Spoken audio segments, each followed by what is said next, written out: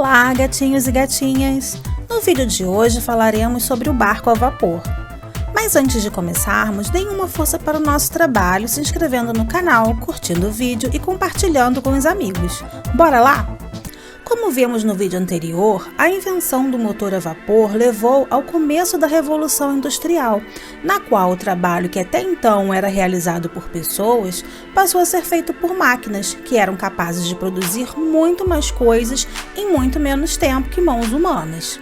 O motor a vapor, então, começa a ser empregado em diversas outras finalidades que iam desde trens a maquinário de fábricas.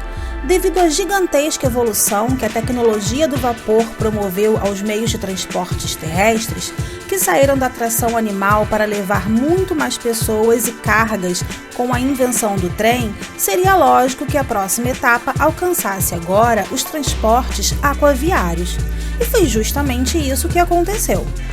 Ainda no século XVIII, um inventor estadunidense chamado John Fitch construiu um barco de 14 metros de comprimento, onde um motor a vapor desenvolvido por ele próprio impulsionava 2 pares de 6 remos localizados em suas laterais.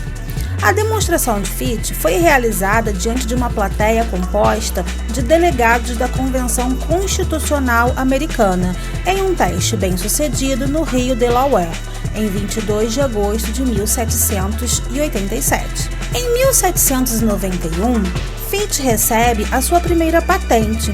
Entretanto, devido aos grandes custos financeiros de seu invento e do ceticismo que o mesmo causava às pessoas, tal fato acabou por afastar possíveis investidores, levando-o à falência, tendo ele morrido poucos anos mais tarde, em 1798. Entretanto, o mais famoso barco a vapor, e por muitos considerado como o primeiro da espécie, foi o North River Steamboat of Clermont, ou simplesmente Clermont, como era conhecido. Projetado por Robert Fulton, um engenheiro estadunidense, e construído com um patrocínio de Robert Livingston, um abastado político proprietário de terras, o Clermont possuía 41 metros de comprimento por 4 de largura e era impulsionado por 2 motores a vapor, construídos na Inglaterra por Boulton e Watt, aquele mesmo inventor do motor a vapor. Esses motores acionavam 2 rodas de pás de 5 metros cada, que ficavam nas laterais do barco, que havia sido construído em Nova York, local de sua partida, realizada em 17 de agosto de 1807, até seu ponto de chegada, em Albany, através do rio Hudson, em um percurso de 240 quilômetros, onde aportou 2 dias depois, após 32 horas de viagem. Um feito! Com o sucesso fluvial do barco a vapor, o uso da nova tecnologia para viagens marítimas era uma consequência lógica. E isso aconteceu 12 anos depois, com o SS Savannah, um navio que foi construído inicialmente como um veleiro, assim como todos os navios de sua época. No entanto, quando ainda estava na construção, seu capitão, Moses Rogers, o comprou e instalou nele motores a vapor auxiliares para movimentar rodas de pás laterais em uma instalação que ele próprio havia supervisionado. Após alguns testes bem-sucedidos, em 22 de maio de 1819, o SS Savannah zarpou rumo a Liverpool, na Inglaterra, em uma viagem que durou 29 dias, a duração média de uma viagem de veleiro na época.